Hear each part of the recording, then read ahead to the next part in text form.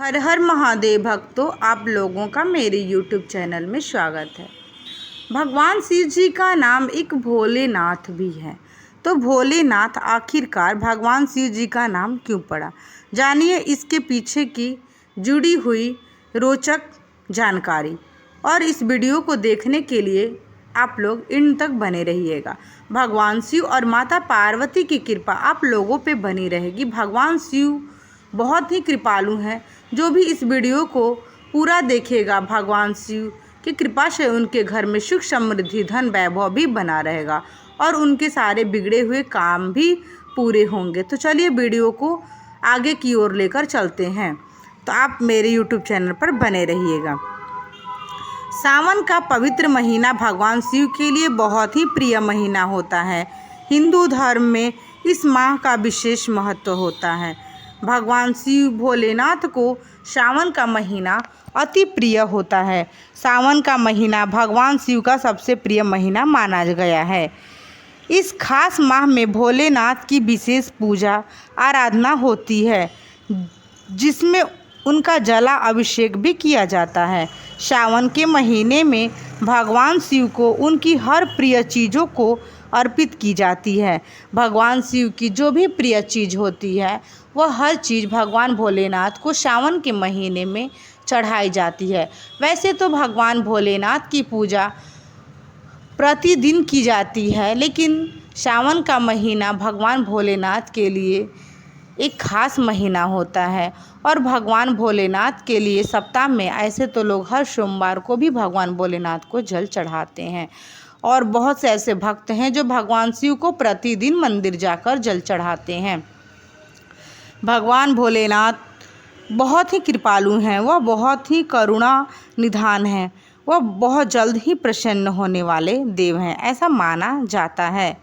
सावन के महीने में भगवान शिव को बहुत ही पवित्र भी दिन माना जाता है। बोला जाता है कि सावन जो होता है वह पवित्र दिन होता है, क्योंकि भगवान शिव का दिन होता है। इस माह में भगवान भोलेनाथ जल्द प्रसन्न होकर सभी तरह की मनोकामनाओं को अवश्य पूर्ण करते हैं। सावन के महीने में भगवान शिव मात्र जल, फूल, बेलपत्र और भांग धतूर से ही प्रसन्न हो जाते हैं। इस पवित्र माह में शिव भक्त कांवड़ यात्रा निकालकर प्रमुख ज्योतिर्लिंगों में भगवान शिव को गंगा जल से अभिषेक करते हैं। ऐसे बहुत से भक्त होते हैं जो सावन के महीनों में भगवान भोलेनाथ के लिए जल अर्पित करते हैं। वह कहीं जैसे कोई पवित्र नदी से जल को उठाते हैं और भगवान शिव के मंदिर में जाकर उस जल को चढ़ाते हैं, क्योंकि भगवान भोलेनाथ सावन के महीनों में बहुत जल्द प्रसन्न हो जाते हैं, ऐसा माना जाता है। सावन के पवित्र महीने में आइए जानते हैं इसके पीछे के कारण क्या क्या हैं। भगवान शिव और मंदिरों से जुड़ी कुछ रोचक जानकारियाँ। तो चलिए मैं आपको आगे की ओर लेकर चलती हूँ, ताकि मैं आपको बताऊँ कि भगवान शिव से और जुड़ी हुई कहानियाँ और इसके रोचक जानकारी कि इसके पीछे की क्या क्या कारण है। शिवलिंग हमेशा मंदिर से बाहर स्थापित क्यों होता है, इसके पीछे का कारण क्या होता है कि शिवलिंग जो होता है वो हमेशा मंदिर से बाहर ही होता है। भगवान शिव ऐसे अकेले देव हैं जो गर्भगृह में नहीं होते हैं। भगवान शिव अपने भक्तों का विशेष ध्यान रखते हैं। उनके दर्शन से ही सभी लोग, जिसमें बच्चे, बूढ़े, आदमी और महिलाएं सभी कर सकते हैं। भगवान शिव एक ऐसे देव हैं जिनका दर्शन सभी लोग कर सकते हैं। भगवान शिव का जो दरवाज़ा होता है वह हमेशा खुला होता है। और आप बहुत से मंदिरों में देखेंगे कि भगवान को जो होता है लॉक करके रखा जाता है। जैसे मंदिर अगर रात हो जाता है तो मंदिर बंद हो जाता है, दोपहर के टाइम भी मंदिर बंद हो जाता है। लेकिन भगवान शिव का एक ऐसा मंदिर होता है, आप उसमें जा सकते हैं, किसी की परमिशन की ज़रूरत नहीं होती है। नहीं तो आप ऐसे और भगवान हैं जिनका आप दूर से दर्शन करने को मिलेगा, आपको उनको टच करने को नहीं मिलता है। लेकिन भगवान भोलेनाथ का ही एक ऐसा मंदिर है जिसको आप पास से जाकर भगवान को स्पर्श करके उनका दर्शन कर सकते हैं। क्योंकि भगवान भोलेनाथ के लिए, जो भगवान भोलेनाथ होते हैं, वह अपने भक्तों के लिए अपने दरवाजे हमेशा खुले रखते हैं। उनके भक्त उनसे कभी भी जाके अपनी दिल की बातें कह सकते हैं। जो बच्चे हैं, बूढ़े हैं, जो भी लोग हैं, स्त्री हैं, पुरुष हैं, सभी भगवान भोलेनाथ के पास जा सकते हैं और उनकी पूजा अर्चना विधि विधान से कर सकते हैं और उनके ऊपर जल भी चढ़ा सकते हैं। लेकिन बहुत से ऐसे मंदिरों में आपको जल नहीं चढ़ाने दिया जाता है, तो ऐसा नहीं है। भगवान भोलेनाथ को आप जल चढ़ा सकते हैं, क्योंकि भगवान भोलेनाथ अपने भक्तों का हमेशा ख्याल रखते हैं और उनके ऊपर अपनी कृपा दृष्टि बनाए रखते हैं। भगवान शिव अपने भक्तों का विशेष ध्यान रखते हैं। उनके दर्शन दूर से भी सभी लोग, बच्चे, बूढ़े, आदमी, महिलाएं भी कर सकते हैं, पास आकर भी कर सकते हैं। शिव थोड़े से जल चढ़ाने मात्र से ही प्रसन्न हो जाते हैं। भोलेनाथ एक ऐसे देव हैं जो बहुत जल्द प्रसन्न होने वाले देव हैं। शिवलिंग की ओर नंदी का मुख क्यों होता है? बहुत से लोगों के मन में सवाल आता है कि आखिरकार जब भी आप किसी शिव मंदिर में जाएंगे तो हमेशा आप देखेंगे कि नंदी का मुख जो होता है वह भगवान शिव के शिवलिंग की ओर ही होता है। जो नंदी भगवान होते हैं वो भगवान शिव के शिवलिंग की ओर देखते हुए नज़र आएंगे आपको। तो इसके पीछे का कारण क्या है? ऐसा क्यों होता है कि नंदी भगवान शिव को हमेशा देखते रहते हैं? किसी भी शिव मंदिर में पहले हमें शिव के वाहन नंदी के दर्शन होते हैं। शिव मंदिर में नंदी देवता का मुख शिवलिंग की तरफ होता है। नंदी शिव जी का वाहन है। नंदी की नज़र अपने आराध्य की ओर हमेशा होती है। नंदी के बारे में ये भी माना जाता है कि यह पुरुषार्थ का प्रतीक है। अब आपके मन में ये भी सवाल आता है कि शिव जी को बेलपत्र क्यों चढ़ाना चाहिए? आखिरकार किसी मंदिर में किसी भगवान को बेलपत्र नहीं चढ़ता है, तो आखिरकार भगवान शिव को ही बेलपत्र क्यों चढ़ाया जाता है? इसके पीछे का क्या कारण है कि भगवान शिव को बेलपत्र अति प्रिय है? तो मैं आपको इसके बारे में भी जानकारी देती हूँ। पौराणिक कथाओं के अनुसार जब देवताओं और दैत्यों के बीच समुद्र मंथन चल रही थी, तभी उसमें से विष का घड़ा भी निकला था। विष के घड़े को तो न देवता और ना ही दैत्य लेने को तैयार थे। जब समुद्र मंथन हो रहा था, समुद्र मंथन में अमृत से पहले विष का घड़ा निकला था, तो वो जो विष का घड़ा था उसे पीने के लिए कोई भी तैयार नहीं था, क्योंकि जब अमृत निकला तो अमृत से पहले विष का घड़ा बाहर आया था। तब भगवान शिव ने इस विष के सभी की रक्षा करने के लिए विष पान किया था। जब कोई पीने को तैयार नहीं था, तब भगवान भोलेनाथ इस विष के घड़ा को उन्होंने विषपान किया और उस विष को अपने अंदर ग्रहण किए। अगर वह विष को ग्रहण नहीं करते तो सारी दुनिया तबाह हो जाती, सारी जो देवता थे सब तबाह हो जाते।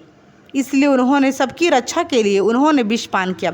विष के प्रभाव से शिव जी का मस्तिष्क गर्म हो गया। ऐसे समय में देवताओं ने शिव जी के मस्तिष्क पर जल चढ़ाना शुरू किया, जिससे मस्तिष्क की गर्मी कम हुई। बेलपत्र के पत्तों की तासीर भी ठंडी होती है, इसीलिए शिव जी को बेलपत्र भी चढ़ाएगा। इसी समय से शिव जी की पूजा हमेशा जल और बेलपत्र से की जाती है।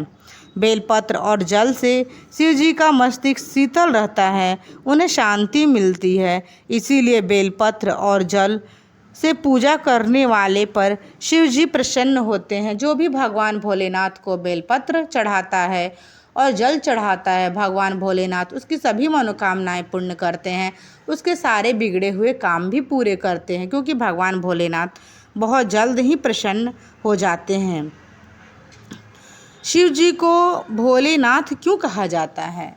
इसके पीछे का क्या कारण है कि ऐसा भगवान भोलेनाथ को शिव जी क्यों कहा जाता है? भगवान शिव के कई नामों से पुकारा जाता है और पूजा जाता है। भगवान शिव को भोलेनाथ कहा जाता है। भोलेनाथ यानी जल्दी प्रसन्न होने वाले देव।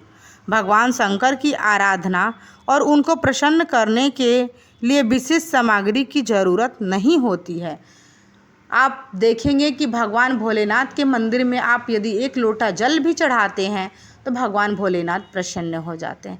यदि आपके पास जल भी नहीं है तो आप भगवान भोलेनाथ के बस मंदिर में जाइए और उनका प्रार्थना करिए और उनके चरणों में पड़िए, तब पर भी भगवान भोलेनाथ प्रसन्न हो जाते हैं। इसीलिए उनका नाम भोलेनाथ रखा गया, क्योंकि भगवान भोलेनाथ एक बहुत ही ऐसा कहा जाता है कि भगवान भोलेनाथ बहुत ही भोले हैं। उनके पास कुछ भी नहीं है, न रहने को घर है न कुछ भी नहीं है, क्योंकि भगवान भोलेनाथ इतने भोले हैं कि जो भी अपने लिए बनवाते हैं वो अपने भक्तों को पसंद आ जाने पे वह दे देते हैं। इसीलिए उनका नाम भोले पड़ा। भगवान शिव जल, पत्ती और तरह तरह के कंदमूल को अर्पित करने से ही जल्द प्रसन्न हो जाते हैं। भगवान शिव बहुत ही भोले हैं। तो आप लोग के मन में भी एक सवाल आता है कि शिवलिंग की आधी परिक्रमा क्यों की जाती है। इसके पीछे का कारण क्या है कि भगवान भोलेनाथ के शिवलिंग को आधी ही परिक्रमा की जाती है, पूरी परिक्रमा क्यों नहीं की जाती है। शिव मंदिर में भगवान भोलेनाथ के दर्शन और जल चढ़ाने के बाद लोग शिवलिंग की परिक्रमा करते हैं।